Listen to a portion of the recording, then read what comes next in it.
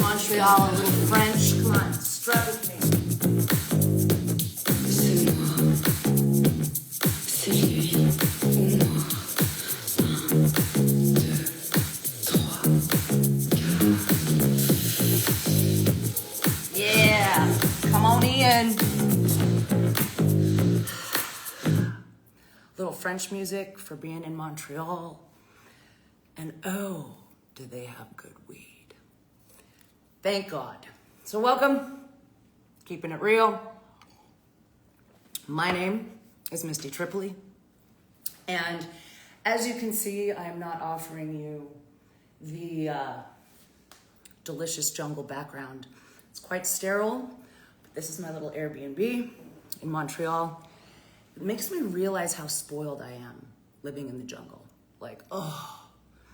So, if you are new to this channel, you can watch all the previous episodes on my highlight reel, but this is supposed to be my jungle series, but live from Montreal. I'm here teaching, oh, I got a thing in my mouth. I'm here teaching, groove. I'm grooving the shit out of Montreal, basically, is what I'm doing.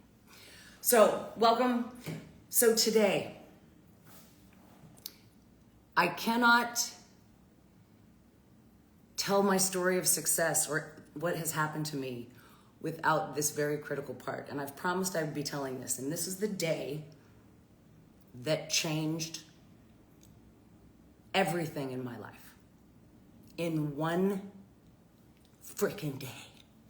So, I felt like I was a baby born. I had new eyes, new ears, new senses, I was just like, it was awesome. So let me tell you about it. But first, I need to tell you who I was before this moment, okay? So, completely unconscious, completely. $75,000 in credit card debt, working 70 hours a week, severely bulimic, throwing up 3-4 times a day. A total bitch to my boyfriend who I was financially supporting. Like I was miserable. We're talking low point in life, miserable. And living in Los Angeles. And a really interesting part of this story is maybe 6 months before this day hit, I had reconnected with my mom. Now, I hadn't talked to my mom for probably 8 to 10 years. Because not only was I in all this shit in my life, I was also a very judgmental, know-it-all little bitch. Like, I judged everyone. Like, I was better than everyone, even though I was a complete fucking lie mess, you know. But boy, did I have the definition of what was right and what was wrong and what we do and what we don't do, how we behave and how we don't behave, and this is right and that is wrong. Oh boy. And I'm Libra, so I'm always like, I am the of justice, but I am the one that defines what's right and wrong. But a lot of that came from, and you may have noticed this too, that a lot of what I believed was right, wrong, good, bad, was a program. Someone gave me that program. I got it from somewhere. It didn't originate from within my authentic self.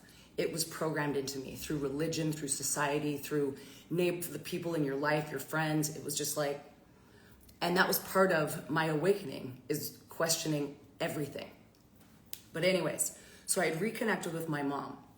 And this is also at that same time when there was that kind of voice inside of me that was telling me to sit down and pay attention, but I ignored it and I ignored it. And then finally I kind of started to like sit and just kind of, what the fuck's going on kind of a thing. But nothing really had happened. And reconnecting with my mom, she was now into astrology, which I had judged in her because I was taught astrology was bad. Like, my mom's gone off the deep end. Oh my God, like, I can't talk to her anymore. She's fucking crazy. That's how I felt. And so, but she'd been studying astrology all these years and tarot and all of just, and she started getting into Reiki and just, you know, she had freed herself from her religious background and did the same thing, but I didn't know that's what she was going through at the same time. But she had given me some really like, started to get me thinking on a more energetic level, you know, kind of a thing. So that's a little key, like, back up to this. Because my boyfriend was a total pothead. Like the guy I was supporting, okay? And he's the one that said, that's your mom. Like, he's Latin, he's from Guatemala. That's your mom. I don't care what has happened. I don't care any of that. That's your mom. Like, I was like, yeah, you kind of have a point. And what was funny is the moment I reached out to her, it was like not a day had passed. It was great. And I learned so much from her. Anyways, back to my boyfriend, because he's the catalyst.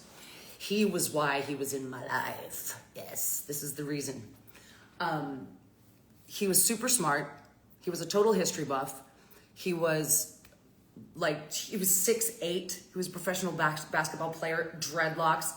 I dreadlocked my hair at the end of our relationship, which is interesting. But he had dreadlocks. He was just like this mountain of a man. But he didn't like to work because he didn't believe in the money system. And he came from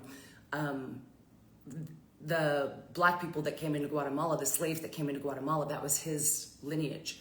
And so he just had this, like, he knew all history. Like, he just knew everything. But he was a pothead. So it pissed me off because I didn't like that he smoked pot.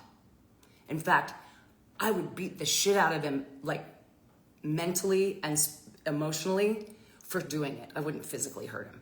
But it was just like, I would always make sure he knew how disappointed I was that he did that. And I thought I was better than him. I thought, since I don't have to do that, and I would tell him that. I don't have to do it. Why do you? Like, look at me. I'm successful. I'm out there working and doing life, and you're just sitting here playing video games and getting high, like, you know. So I just judged it. And then it's a drug, just all this stuff. And I think this is what I told you guys before, is that he finally stood up for himself one time, because I was a cunt. Like, I can't even tell you how mean I was to him. I don't know how he survived, literally. And he finally said, hey, shut the fuck up. You don't know what you're talking about. You've never smoked weed. Mind you, I'm 32 years old at this point. No, I had never smoked weed. That was a big no-no. That was one of the things you don't do. And the people that do it are lower than me. And he goes, until you do, you cannot talk about something you know nothing about. And I was like, well, what I knew about it was what I believed about it, which is that people that smoke weed are losers, and, you know, they're the dumb ones, and, you know, it steals all their motive to do things. And, you know, like, people that smoke weed are bad people. They're not as good as me. Like, that was my beliefs around it. But when he said it, and I had to, I was like, he is a smart motherfucker. Like, he ain't dumb. And it's not like he doesn't make money, but he would literally play video games and then just study history all day, like a crackhead. It was amazing. And I learned a lot from him about politics and government and all that shit. It was really fascinating. Anyways, so he was right, and I was pissed that he was right. I was so mad he was right. Oh, I was so mad he was right. And my ego was just like, and by the way, I had never said fuck. I didn't swear either. That's a big one, because now I'm free flying. Because at 32 years old, I would never let a swear word leave my mouth, because I thought that people that swore were less intelligent. I mean, like, I'm telling you, I was a judgmental little cunt. Okay? So people that swear are also bad people, and they shouldn't swear. They shouldn't. It's not good. So, all of this came crumbling down. Because finally, after a couple weeks, I finally said, okay, all right. And I was scared shitless. I was so scared to get high, but I was like, he was right. So, and of course, my fear went into the first experience. It was kind of funny. So, one Sunday, whatever afternoon, he pulls out the bong. We're sitting around the kitchen table. And I'm nervous. I'm really scared because I feel like I might lose control. And God forbid if I lost control, like, because I didn't drink. I didn't do Mama was a clean girl. Okay. And, so I take my hit and I'm scared. And I blow it out, I start coughing, and he's looking at me and he's watching me. And then it was like, all of a sudden, boom. I thought I was gonna vomit. Like the room started spinning and I was just like, fuck. Like I'm going down. And he said, no. He put music on and he said, get up and dance, move your body. I was like, okay. I don't want to throw up. I don't want like the room. And it was like the moment he turned the music on, I can't even put words on it. It was like I was the music. And I was a dancer. Like I love dancing. I love music. I never felt music. Like felt it. I heard it, listened to it, loved it, grooved it. But the music, I was the music. It was, my brain shut off. There was no thought. There was no judgment. There was no nothing. I was pure, like I could breathe into the cells of my hands and I was just like, what the? And I danced and I went to heaven. Heaven. Pew. Heaven. I was so blissed out. I felt my breath. My body was so creative. I was moving in ways I'd never let myself move before. I was just like, whoa, what? And from that moment, I have never been the same person. Everything changed in that moment. I say it's like doing ayahuasca. People do ayahuasca with shamans to like, this was my ayahuasca journey. Mama went, and then my whole life crumbled. I even like, when we were kind of done, I'm sitting across from him and it's like the Matrix. I literally saw the Matrix fall and I saw his spirit and his soul and I was just like, we live in a Matrix. It's a construct. Like it was like instant awake. Like this is bullshit. What is solid matter? How is this possible? Like, how do I even breathe? What is this? Like, what created this? This is like I went into the deepest. My brain was literally like a switch went. And I had thought thoughts I'd never thought before. In fact, the thoughts I used to think were gone. Gone. Like, there was no worry. There was no stress.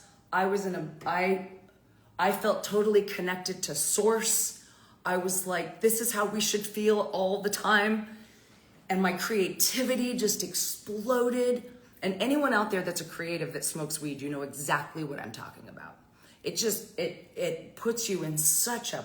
Now, I want to say something like this. Let's do a little advisory. I'm not advising to do this. I'm not saying that marijuana, everyone should smoke weed and this, or that you should do it, or anything like that. It's not the same for everyone. Some people's body chemistry doesn't match with weed and it is not good. Everyone's different. Everyone's unique. So I'm not saying, go smoke weed and have awakening. That's not what I'm saying. Okay, let's be really clear about this shit. I just want you to know what it did for me and how powerful that was for me. Bulimia, throwing up 3 to 4 times a day for 16 years, disappeared. Gone. Bye-bye. No more. I haven't even thought about doing it since. Like, I was freed.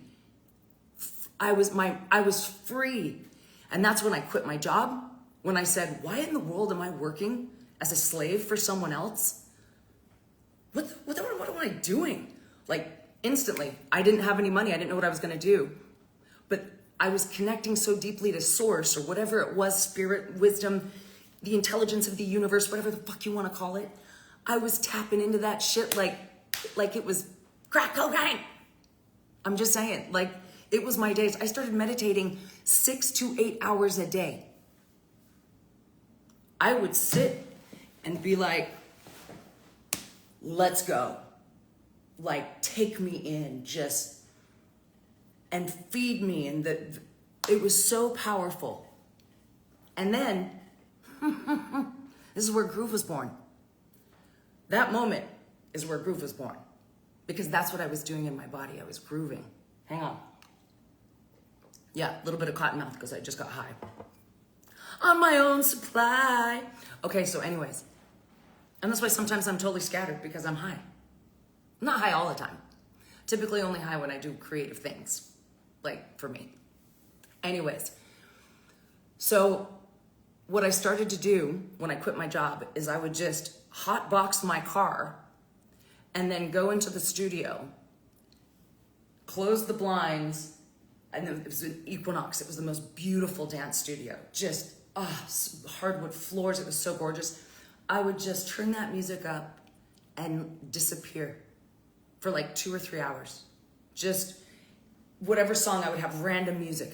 Whatever music came up, and then it became a music whore. Like I just was like, and I knew what music makes you want to dance. I could feel it. It's like God gave me this gift. Whatever gave me this gift of the sense, whatever that was a gift. Let's just say.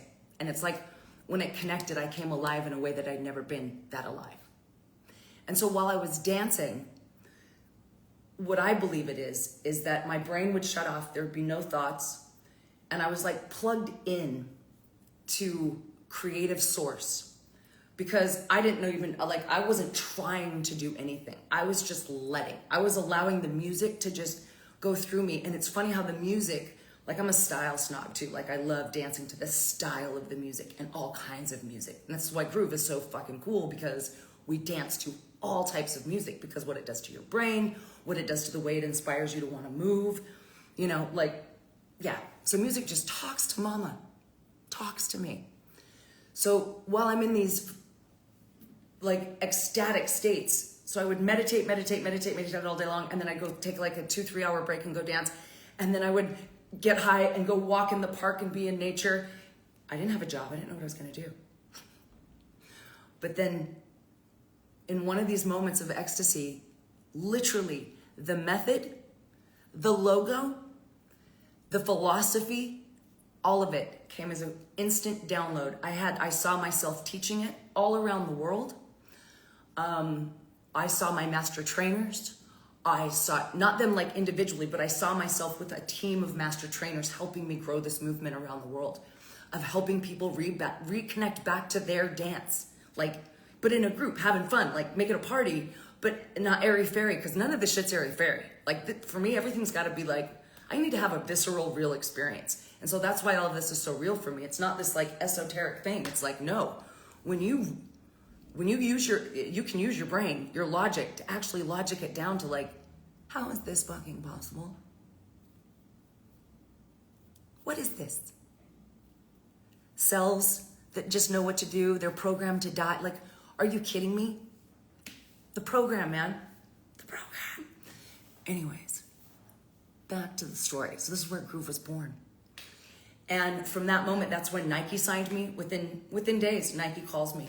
Because I don't know what I'm gonna do. Nike calls me. We want to pay you to travel the world and teach this. Because what happened right after I received the download, it was so big, the vision was so big and so clear, I actually freaked out. I was like, I got scared. And it was like, how's that possible? I'm just little Misty in Los Angeles, just little old me. Like, how I'm gonna travel the world? I'm gonna be on stages all over the world? Like, and I was like, how's that even possible? And I tried to think about how I was gonna make that possible. And this thing inside of me just went, trust. Have faith in what I have given you. It will take care of you for the rest of your life. And I had this sense of peace that I didn't have to worry. Just keep doing what I was told to just keep doing what I'm doing, which was getting high and dancing and just like meditating and learning as much about existence and inner world and self and all of this as I possibly could. And then the floodgates opened for me. Like I said, Nike came out of nowhere, right when I was about to get kicked out of my apartment. Hey, you want to be one of our elite athletes and travel the world? We'll put you on stages and you can share this amazing groove thing that you just created to everybody. And then that's how I gathered all of like my master trainers and everybody. They were at these events that I taught when I was traveling the world teaching. So anyways, back to weed. This right here. I wish I liked edibles, but I don't like the edibles. Because the one edible thing I did, I was on a 12-hour flight to Australia, puking my brains out for 12 hours. I don't do edibles. I like to smoke it, okay? So, I believe it's a medicine, and I believe that we have plants that are your food is your medicine. And for this to be one of the most fast-growing, easy, it's a weed, it's a weed. You have to like, my sister drops a seed in her backyard, she doesn't do anything, and it grows to like 9 feet tall. Are you kidding me? Right? And she doesn't even smoke. But she's like, I was trying to get rid of the seeds, and she just threw them out in her garden, and poof. I'm just saying. And I believe plants have intelligence, and they have information.